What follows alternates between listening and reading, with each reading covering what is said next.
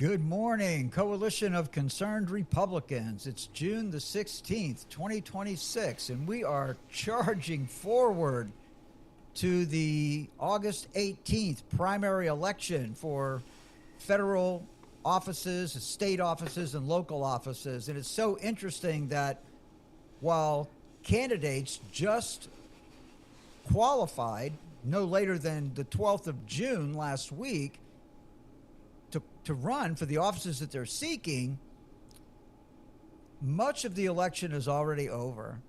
As you can see with this governor race, as the Republican Party of Florida set out a standard by which each Republican candidate for governor would have to meet in order to debate at the Sunshine Conference coming up.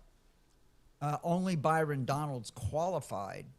So basically what they're saying is that in order for a gubernatorial candidate to debate, the candidate has to have the three tens.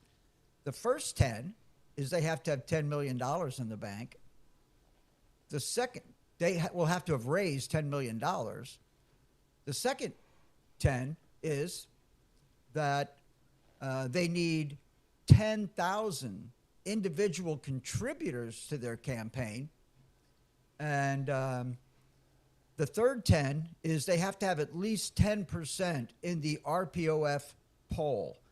And when you apply that standard to the gubernatorial candidates, Byron Donalds is the only one that qualifies. So that is causing quite a stink around the state. And the governor has weighed in and said he didn't think that was a very fair or reasonable standard. He thinks that the best candidate for governor out there may not meet that criterion. And he pointed out that at this stage of the election, when he was running, he would not have qualified. So here's Governor Ron DeSantis kind of pushing back against some RPOF policy for the first time since I've been around, and since he's been, actually, I've been around longer than him. But we've never really heard Ron DeSantis speak for or against anything the Republican Party of Florida was doing. I always assumed because he knew exactly what they were doing and was on board with it. So that's that. And thank you very much for tuning in to Restoring Our American Republic. That's great. I hope you'll like and subscribe. Tell your friends about it. On this broadcast, Chuck Benoit and I, we get into mostly state politics, but we do dabble in local politics. And when things are huge at the federal level, like the war in Iran, and yes, it is a war, we might comment on that because we just are compelled to do so. But today, we'd really like to talk a little bit about this gubernatorial race because it's so important. This is another election cycle where it's another critically important election cycle, not particularly because we're going to choose the next governor to succeed Governor Ron DeSantis, but also just the mix of people and the type of people that we're electing into these elected offices. And we need to determine whether that's good for, the grassroots constituency, which I define as median household income families, or is there something else driving the momentum behind these various campaigns? So with that, I'd like to ask Chuck to join us here. Chuck, can you come on board? Morning, Mike. Good morning, Chuck. I don't know, that microphone's pretty loud in my ear. Oh, is it? Okay sorry about that. All right, Chuck. So listen, Chuck, to introduce this topic, I think it'd be a pretty good idea. Is it possible for you to put my legislative priorities up on the screen for the audience to take a look at? That would have been nice if you would have given me that a bit before. I'm sorry. Okay. Well, anyway, ladies and gentlemen, what I'm saying to you is this. When I go out and every now and then, one of these grassroots organizations will ask me to come make a few comments at one of their meetings. And my comment typically is that everybody should have each of us should have our own legislative priorities. What do we want from our state government? What do we want from our state senators and state representatives and federal candidates as well? And to listen to what they have to say and see which of their narratives kind of draws you in, I think is not a great way to do it. I think that you should have a checklist of things that you're looking for that you believe the state should or should not be doing, or the federal government or your local government. And then basically go out and take a look at all the various publications that the candidates should be publishing and compare what they're saying with what you're saying. And the candidate that lines up with your legislative priorities is the person you should vote for. What do you think about that, Chuck? Yeah, I think it's a great idea. I wish, Mike, that you did ask me to get that up, because I'd have to go through my whole computer looking for where I put it. No, we don't want it. It's not that important. Okay, good. The audience would not read through it anyway. Yeah. My legislative priorities are pretty detailed, and it's headings with bullet points and all that. And, I just wanted to kind of give a visual example of what that might look like if you sat down at your computer and just pounded in, a couple of, maybe three or five things, that you'd like to see the government do or not do, things that you think would make the state of Florida better, things that you think would make your local jurisdiction better. But we should all have that in our pocket when we're talking to these candidates who are running for public office. Because the idea, let me say to you that for someone who has been inside of these political campaigns, candidates often avoid publishing their true thoughts and their true priorities because they're afraid they might alienate someone. Well, I think I take the opposite approach, and I say that when a candidate's running for public office, they should clearly define what they plan on doing when they get in office, particularly, and they should hit the ground running by having, I'm going to do this first, this second, this third. This is my first priority, second priority, third priority, so that again, time is a very important resource. And if these candidates get elected into office and then they spend their first year figuring out the lay of the land, we're burning time. So that's why today I asked Chuck to go through, and I went through and made a list, and I actually went online to each one of the Republican candidates who have qualified to run for governor. I looked them up online, and I provided Chuck with the websites for them. And we just want to really click through those websites, hit the issues or policy or priorities tab, and see just generally what these people are talking about. And I would suggest to you that if it's not on your website, it doesn't exist. What do you think, Chuck? Yeah, Mike, I think you're hitting on some good things, because most of us aren't really concerned, or we're not really paying attention to what our priorities are versus the representatives, and they're certainly not going on websites looking for them. If you're going to wait to get your cards in the mail, your postcards in the mail, what you're going to get is, different candidates slurring other candidates. You're going to get all the negative things going out there, and they're really trying to keep you from voting for one person because they want you to vote for them. That's just not the way to do it. We really do need to know where these people stand, and how they stand regarding what we want. And I think this is hopefully people will pay a little bit of attention. We'll try to get these websites somehow into the comments section to make it easy for them to find out. Now, I don't think we have all the Republicans, but we have a lot of them. No, we have all of them. You do have all, okay, because I knew there's like 45 different candidates, but... no, they did not qualify. Oh, okay, so a lot of them didn't qualify. The list that we're going to put up today are the Republicans who qualified to run for governor. So this, Okay. In August, we're going to have a primary election. The primary will determine who the Republican nominee will be, and the Republican nominee will run against all the other parties in November. Okay, well, let's... So we are looking at all of them. So let's do it. Let's do it. And these are in alphabetical order, ladies and gentlemen. These are in alphabetical order, so we're not preferencing one candidate over another, starting with Jay Collins. There you go.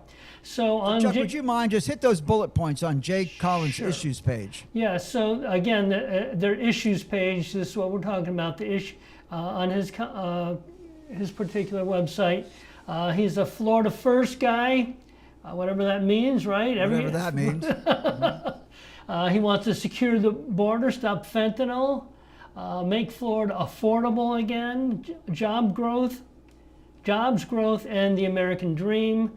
Stand with farmers and ranchers, world-class schools that put kids first,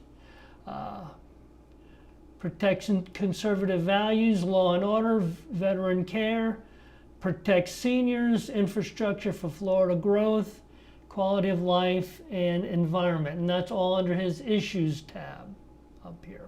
Okay, so he's got quite a few issues out there, but I'm just wondering, to the audience, I wonder if anybody is tuned into specifically what this guy would do if you elected him to be the governor. Based on what he's saying right there, do you have a feeling for what he would actually do? What does that actually look like? Okay, so let's, now this, Chuck, would you just, let's see, the website is j4florida.com, JAYFORFLORIDA.com. Is that right, Chuck? That's right. Right. Okay, perfect. j4florida.com. So there it is. That's how Jay Collins approaches issues as he publishes his platform to the public. Let's go to Byron Donalds now. Okay. So on Byron Donalds, I went to issues again, and here's Byron Donald on the issues. Enact the Trump agenda. Fight illegal immigration. Make Florida more affordable. Expand economic opportunity.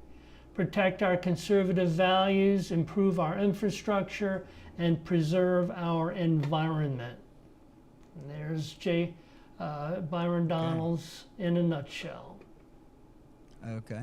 So again, keep in mind that we're not reading the entire description under those headings, so we have to give the candidate credit because we're not giving an opportunity today to get really specific. But I just would, again, ask the audience to, and I would encourage you to go to each one of these websites and look this over for yourself, because the candidates are putting it at, well, to be honest, they're really not.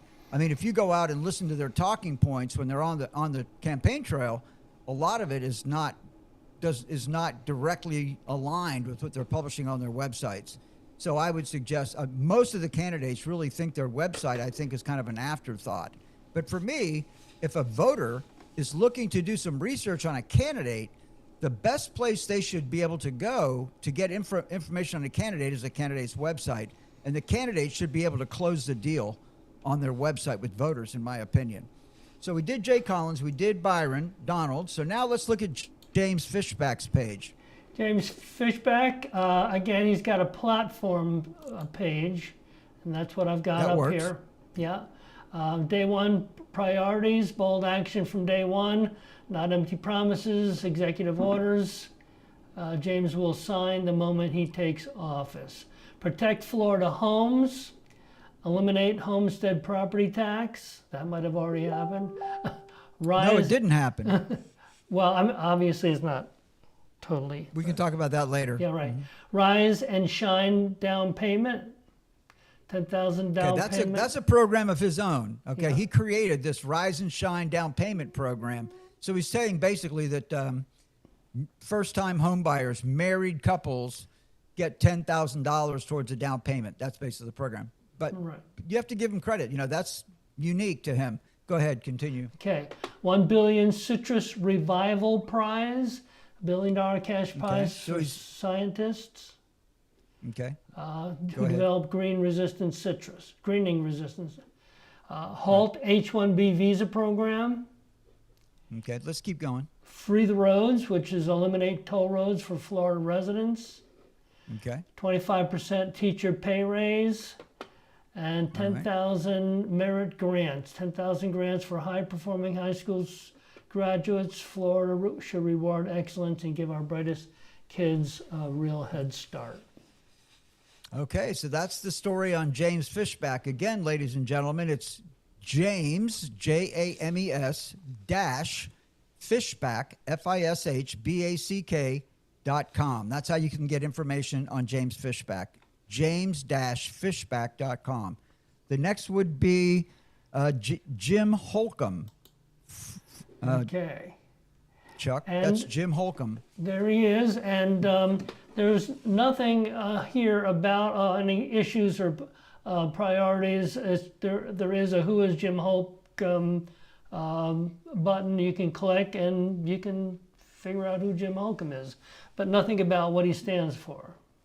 Right. So he's basically a firefighter who's run for office a couple of times, but he doesn't take the time to put any issues or policy statement on his website. I think that's a problem, don't you, Chuck?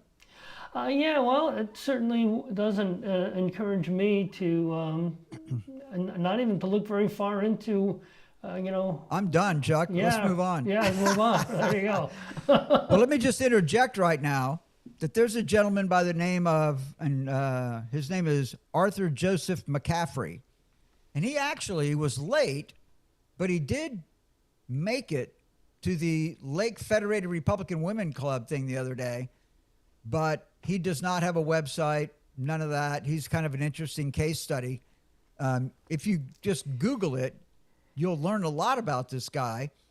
But I don't, so anyway, I'll let you decide. But he doesn't have a website or anything that we can present to you today on this broadcast. So Chuck, we'll move on next to Nokovich. This, I don't know, I can't remember his first name, but you have it. Yeah. Nokovich. Yeah, and he has a platforms button, and that's where I What's am his here. name? His name is Daniel Nokovich, right? I'll have to look Daniel. somewhere else. Yep, Daniel Nokovich, right. Right. So on his platforms page, he has faith and values, and he has questions that I guess if you click it, yeah, you'll get an answer. Why are you running for governor as a man of faith? And then he gives us the answer here, and he goes on, how does your faith shape your approach to governing? And do you support religious freedom in Florida? What does returning Florida back to God mean to you practically? That might be an interesting one to read. It means calling Florida to humility and repentance, not as a government mandate, but as a movement, like Abraham Lincoln's National Day of Fasting and Prayer or George Washington's call to seek God in times of crisis. I believe Florida's greatest problems are spiritual before they're political. Good policy follows good people. I'll use my platform to model that and invite others into it, not enforce it. I guess you're invited into it, you're not being forced to. And then in education and families, this is an interesting, way to set things up. He's asking questions that we should be asking, and he's answering them from his perspective. Where do you stand on parental rights in education? What curriculum change would you push for in Florida schools? What is your position on school choice and homeschooling? And then we get to health care. What does health care reform look like under your leadership? What is your stance on food safety and water quality in Florida? Where do you stand on abortion? Next is law enforcement. This is probably one of the most complete. This guy's really got a lot of issues here. Law enforcement and public safety. What is your vision for law enforcement in Florida? How will you address crime in Florida? How do you think, or what do you think about the Second Amendment? Then we get to economy, housing, and cost of living. How will you address Florida's cost of living and housing crisis? What will you do to support small businesses in Florida? What's your position on taxation in Florida? And then government reform and constitutional accountability. Why are you running as a Republican? What makes you different from the party establishment? What does government accountability look like under your leadership? What is your view on the judiciary in Florida? What role does the state play in protecting Floridians' privacies, and how would you work with Florida's diverse communities? What is your vision for transportation in Florida? What's your approach to immigration enforcement in Florida? How will you fight human trafficking in Florida? What is your core message to Florida voters? That's a lot of information you get, and you get that on his platforms page at nokovichforgovernor.com. We'll have all this stuff. We'll put it up in the comments section. So, do we want to move to the next? Yes, we do. So that was Daniel Nokovich, and now we're going to go to Paul Renner. Paul Renner. And now let me just say to the audience real quick, Nokovich is nokovichforgovernor.com. NOKOVICHFORGOVERNOR.com. Nokovichforgovernor.com. Now we're going to go over to Paul Renner's website. And Paul Renner's has an issues page. And that's what I have up here. Florida First issues. As Speaker of the House, I advance the nation's most conservative state agenda, branding us the free state of Florida. We must defend our victories and make Florida affordable again. So his points here are affordable living, property tax cuts, lower property and auto insurance rates, world-class schools, workforce readiness, free speech in classrooms, instruction in American exceptionalism, safe communities, protection for first responders, zero tolerance for illegal immigration, child safeguards for social media exploitation, pro-life, pro-Second Amendment, quality of life, improve mental health access, no development on state park islands, protect state wildlife corridor. So those are the issues that he has on his issues page. So I'm just wondering if the audience has gotten excited about a candidate yet. So, hey, audience, if you wouldn't mind, just give us a comment. And plus, for each one of these, it'd be great, If you just say, starting at the top, I either liked what this guy had to say on his website or I didn't. Whatever comments that you have, would love to hear what you think about these various candidates and, what they're publishing. As I said before, as far as I'm concerned, the website should be the one go-to place where people can learn whatever they need to learn in order to win your vote. That's what the candidates should be doing with their website, in my opinion. So that's Paul Renner's site, which is Vote Renner, VOTERENNER.com. Now we'll move on to Rachel Rodriguez. And Rachel Rodriguez has a policy page. Mm-hmm. Remember the 5 R's. My agenda. Okay, what are they? Okay, restore health freedom, relieve working families, reform the courts, reclaim parental rights, reserve Florida's land. So those are 5 there you go, the 5 R's. For Rachel. So the question becomes, ladies and gentlemen, of those 5 R's, how many of those resonate with you? How important is that? If you were to put your legislative priorities on a list, 1 to 5, how would Rachel Rodriguez's top 5 legislative priorities align with yours? Let's go on to the next one, I guess, Chuck, right? So that's going to be Jim Shaw. There we go. There's Jim Shaw. Jim Shaw, and he has, an issues page, and that's where we are here. Protect citizens, land and sea, and the Second Amendment.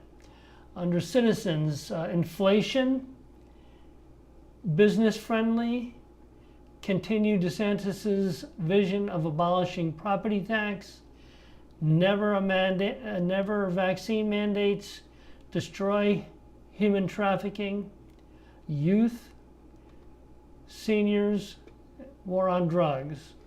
Under land and sea, overcrowding, overdevelopment, water toxins, farming priorities, clean in beaches, prairies, and skies.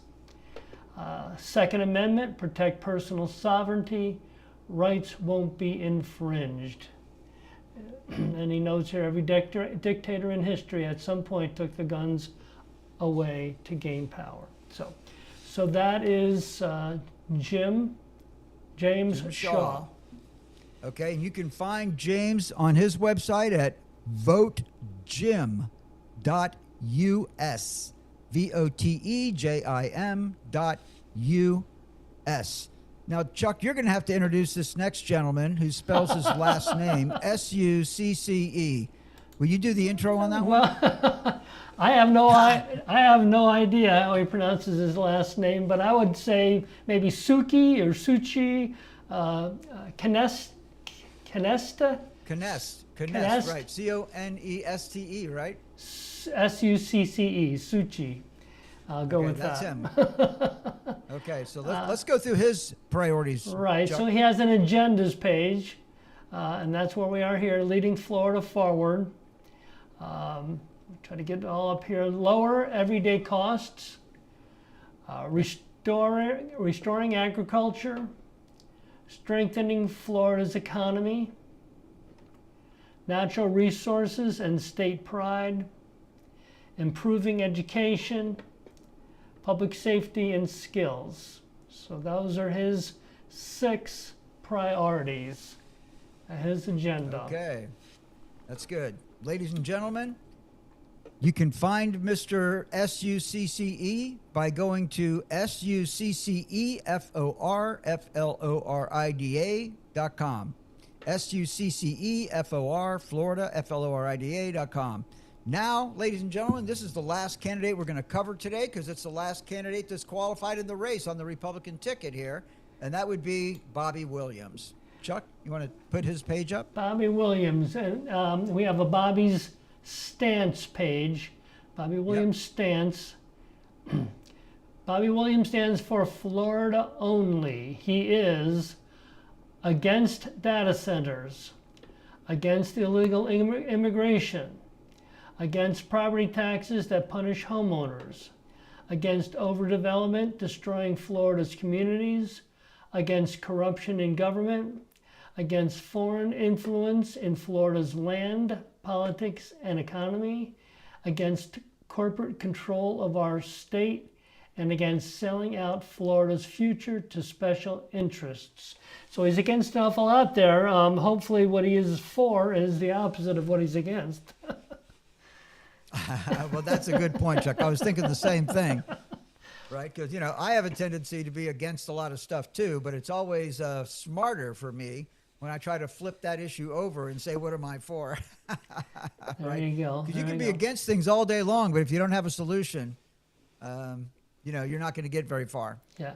Now, I'm not saying that Bobby Williams doesn't have a solution, but we're talking just basic presentation of thought, right, Chuck? Yeah, just moving down a little bit, again, on the same page, he's got God first, preserve Okay. Florida, protect waterways and land, Right. education, housing, agriculture, disaster relief. So he has a lot down here at the bottom that I guess he's talking about what he's interested in doing. So, Right.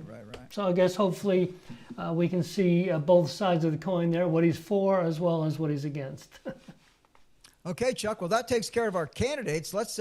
We got a couple of minutes left on our broadcast here today, so why don't you and I just have a quick chat about what popped out at us as we were, going through the entire list of Republican candidates who will be on the ballot for governor on August the 18th, and early voting starts actually on August the 8th, right, Chuck? And Yeah. mail-in ballots go out on July the 8th. So, ballots are going to be in the mail real quick here, ladies and gentlemen. If you're Yes, going to they get a are. mail-in ballot, you're going to have it here in a couple of weeks, Chuck. Yes, you are. And Chuck, tell us a little bit about your experience with your driver's license and all that you went through. okay, well, we're going to be talking about this elsewhere, and it was addressed at the Republicans, the Women's Federated Republicans meet and greet a little while ago, and it appears that if you've renewed your license, your driver's license, after July 31st of 2024, you have been given a new driver's license number. And whether or not you understood that or knew that at the time, you have been given a new number. And so that information is not necessarily on your supervisor of elections voter registration information. Now, I've been assured by the supervisor of election that that wouldn't keep you from voting, and now we've already had an entire election since then, so if that was an issue, someone would have known it by now, for sure. But it's still an important thing to deal with. So you need to go on the supervisor of election website. You're going to look for your information. You're going to need your Social Security, your last four of your social, because your driver's license number is going to be different. And if you've never given the supervisor of election your social security number, you may not be able to find your information at all. So you'd have to do the paper thing. You'd have to go to any organization that's doing a voter registration drive and fill out a new form with a change of information, not a new. Obviously, you're not trying to vote again. You're just having to change your information, and you need to give them the new driver's license. So it's as simple as that. They're saying that if it became an issue at the voting booth, that they would possibly require you to fill that information out before you voted. I would suggest we just go ahead and do it. So that's for anyone who's renewed their driver's license after July 31st, 2024. So hopefully I made that clear. So, Mike, I guess my point is there were a couple of websites that I thought had a lot of information. I have not been able to talk or hear personally from all of them, all of the above, but I do have to tell you that Bobby Williams has got my attention. I mean, I'm not saying I'm voting for him. I'm just saying he's got my attention. So why don't you close this up, Mike? Okay. Well, here we go, ladies and gentlemen. As I said earlier, I just think this is a really crucial election. Again, I guess, every one of these elections seems like, if we don't get this right, it'll be the end of the world. And I feel that way very much right now.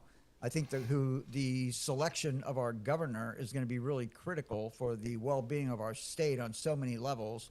And then again, just the whole makeup of the Florida legislature is so important, with the mindset of each and every one of our state reps and each and every one of our senators and the relationship that they have with leadership and things like that. And it's critical, that we get people who are independent thinkers and people who are willing and able to talk intelligently with leadership and be able to help leadership understand where the constituents in each one of the senators and each one of the state reps districts, what the constituents in those districts think and why we want what we want in our hometowns.